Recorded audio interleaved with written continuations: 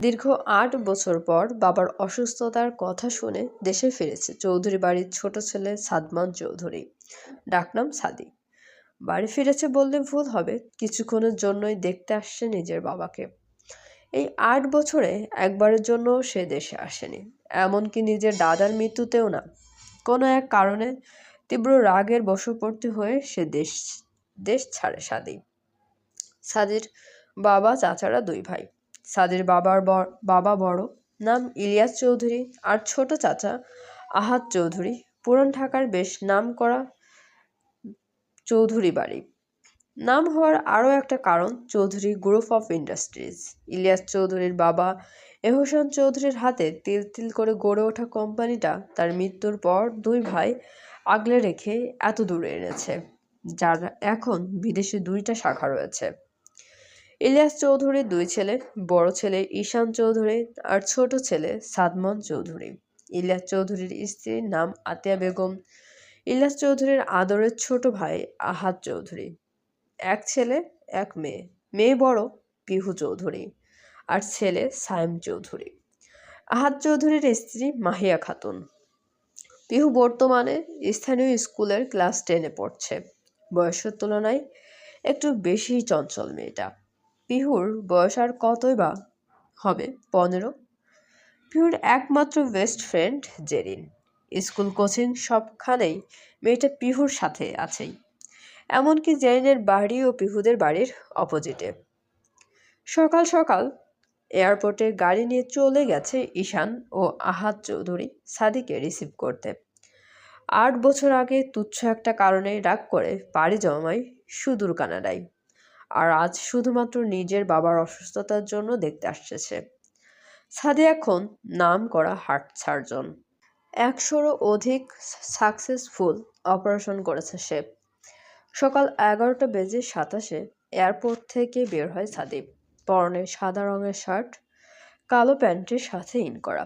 হাতে একটা ট্রলি, তার উপরেই ৩টে লাগেজ। ৮ বছর আগের সাদির সাথে বর্তমান সাদির কোনো মিল নেই। উজ্জ্বল ফর্সা, ৬ ফুট লম্বা, জিম করা, পেশিবহুল শরীরের অধিকারী সাদি। মুখ ভর্তি চাপ দাড়ি, চোখের মনি বাদামি।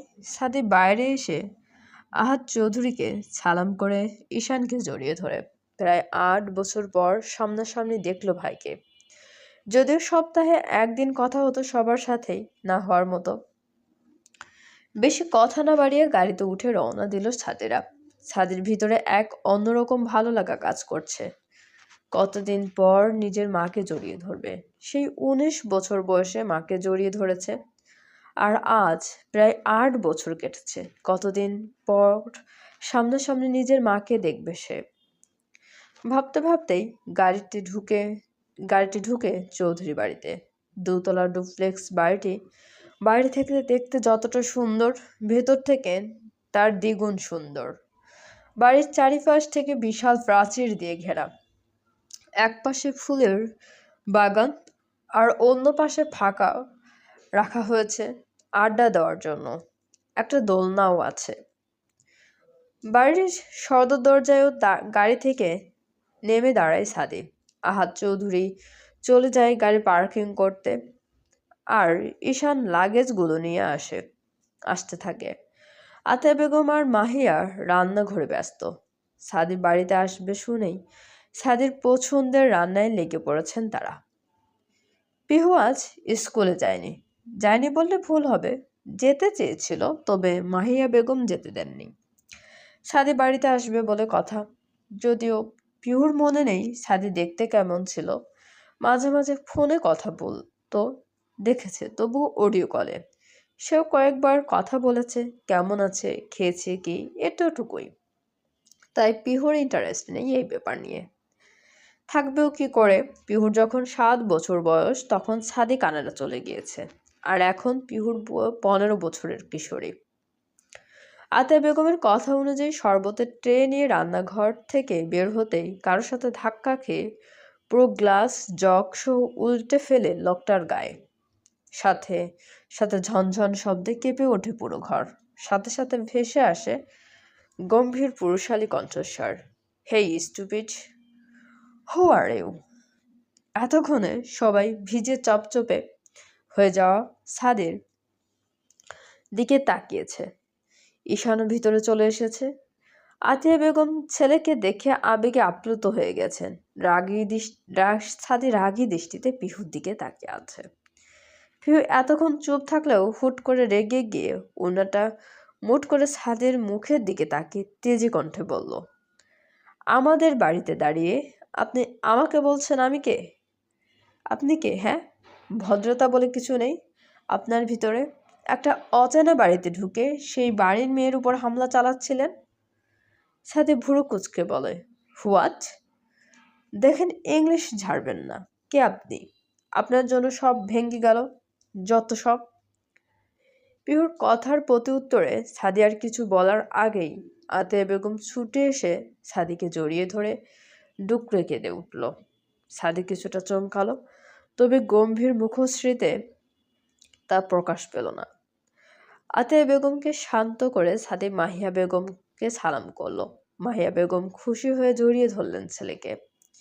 খুব ভালোবাসেন তিনি সাদিকে, একেবারে নিজের গর্ভের সন্তানের মতো। সাদিয়া আর আতিয়া বেগমের দিকে তাকিয়ে বলল, সাদিয়া এবার আতিয়া বেগমের দিকে তাকিয়ে বলল, আম্মু আব্বুর ঘরটা কোন দিকে? আতিয়া বেগম দেখিয়ে দিতেই সাদি সেদিকে পা বাড়ালো। যাওয়ার আগে স্তব্ধ হা হয়ে দাঁড়িয়ে থাকা পিহুর দিকে তাকালো, যেন চোখেই হুমকি দিয়ে গেল, তোকে পড়ে দেখছি, চলবে? গল্পটি একটু নতুনভাবে শুরু করলাম। নিষিদ্ধ চাহনার সিজন 2 আপনাদের একটু মনের মতো করে। আমার মনে হয়েছিল যে নিষিদ্ধ চাহনার পার্ট 1 বা সিজন 1-এ একটু কিছু চেঞ্জ হয়তো আপনারা চাইছিলেন, আমিও চাইছিলাম। তো সেই জায়গা থেকেই রাইটার নতুন করে একটু ভাবছে। তো অবশ্যই রাইটারকে সবাই ধন্যবাদ দিবেন। আর গল্পটা পড়বেন।